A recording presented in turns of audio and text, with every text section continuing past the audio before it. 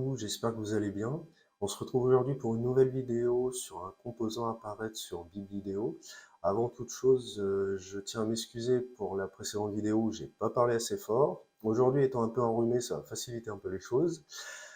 Deuxième chose, j'ai sorti, comme notre cher ministre de l'économie, mon plus beau col roulé pour cette vidéo. Et troisième chose, afin de faire vivre un peu la communauté et que tout le monde puisse interagir dans les commentaires en dessous de la vidéo, je vous propose de participer à une petite devinette sur une fonction qui peut être inconnue sur TopSolid ou connue pour certains. Je vous laisserai répondre dans les commentaires. Alors, la petite devinette du jour, c'est cette fonction sur TopSolid permet d'obtenir un résultat en fonction de deux paramètres. On connaît tous la valeur tabulée, qui permet de déterminer un résultat en fonction de la valeur d'un paramètre. Là, cette fonction-là permet de déterminer un résultat en fonction de deux paramètres. La vidéo réponse à cette petite devinette sera à la suite de celle-ci, quelques jours après. Je vais la tourner juste après. Et donc ça permettra à tout le monde de découvrir une fonction peut-être inconnue ou connue pour certains et de faire avancer un peu tout le monde sur TopSolid.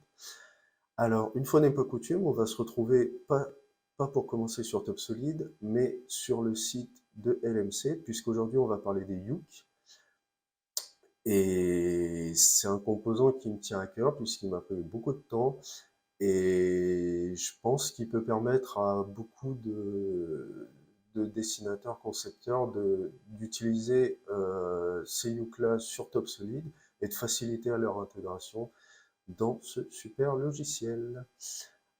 Alors, après s'être baladé un peu sur LMC, où on peut voir qu'il y a deux largeurs possibles pour les Youk, les 320 et les 200. En fonction de la largeur, on va pas avoir la même hauteur possible. Sur TopSolid, on se retrouve ici sur le modèle précédemment utilisé pour les portes, où je vais venir, avec un clic droit dans la zone graphique, sélectionner mon composant Youk. Petite astuce pour accéder au menu ici sans forcément venir sélectionner, maintien du clic droit dans la zone graphique, sélection à l'intérieur d'un bloc, je clique dans mon bloc, ok, et là on se retrouve avec une série de pilotes à renseigner, des questions. Alors, le nombre de Youk, de 1 à 7, même si 1 n'a pas vraiment d'intérêt, mais on ne sait jamais. La profondeur à choisir, 320 ou 200. Le nombre d'étagères, de 1 à 6. Et la présence ou non des pieds. Mon composant est inséré. Je vais tout de suite faire disparaître le bloc et placer mon ensemble dans le sous-ensemble meuble A. Alors, c'est là où il va falloir agrandir la fenêtre de l'arbre, où je vais retrouver mon composant avec les différents éléments qu'il compose, les pilotes auxquels j'ai précédemment répondu, et les pilotes facultatifs, où là, c'est pas triste, on va retrouver tous les paramètres que vous allez pouvoir modifier en fonction de l'agencement souhaité. Donc, je vais pouvoir ici sélectionner la longueur du Youk, autrement dit sa hauteur, en fonction du choix que j'aurais fait précédemment ici. Donc, en fonction d'une largeur de 320, je vais pouvoir lui demander de faire 1500, 905 ou 550. Je vais pouvoir, si je passe en profondeur 200, lui demander de faire 905 ou 668. Vous remarquerez que à l'insertion en 320 ou en 200, le composant va automatiquement sélectionner la hauteur la plus grande possible. Je repasse en 320. Je vais pouvoir lui demander pour le Youk gauche de faire 1500. Pour le Youk intermédiaire numéro 1, 905. Après, libre à vous de choisir les valeurs qui vous font plaisir. L'avantage avec ça, c'est qu'on est vraiment libre de la composition, et ça, c'est super intéressant puisque vous pouvez aussi bien faire un meuble pour une salle de bain, un meuble télé. C'est vraiment libre et c'est très intéressant.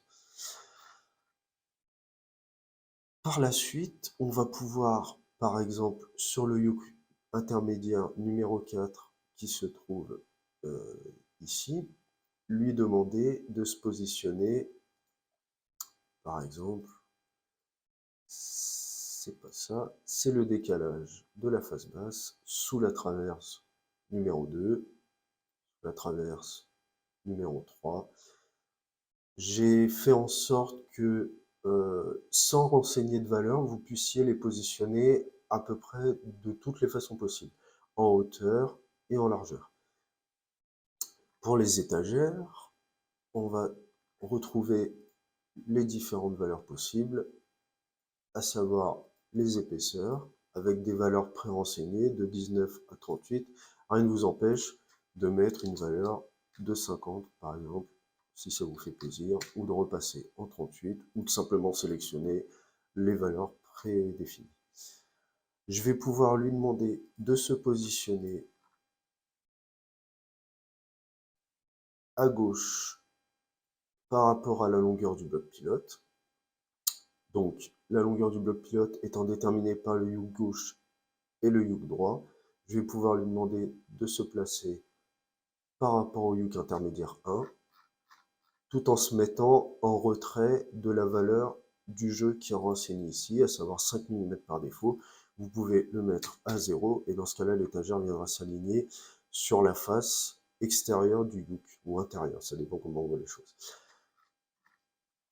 Ensuite, je vais retrouver la possibilité de désactiver les étagères à ma convenance. Par exemple, je ne veux plus l'étagère 2. Je décide que l'étagère 4 fera 38 et qu'elle sera alignée par rapport à la droite au yoke intermédiaire numéro 5.